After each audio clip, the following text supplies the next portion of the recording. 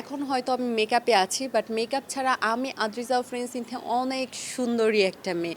So আমি natural beauty. So আমার মনে হয় না যে আসলে ওই কাটাছেঁড়া করে বোটক্স ফিলার করে একটা মেয়ে সুন্দর হতে পারে, কারণ ওইটা টোটালি একটা আর্টিফিশিয়াল, ওইটার এফেক্ট অনেক। আমি যেহেতু ফার্মেসি স্টুডেন্ট, আমি বুঝি সেটার এফেক্ট কতটুকু, কারণ আমি লাইক একটা বোটক্স নিলাম, আমার শেপিংটা একটু চেঞ্জ হলো, কিন্তু এটা আমার ক্যান্সারের কারণ হয়ে দাঁড়াতে পারে।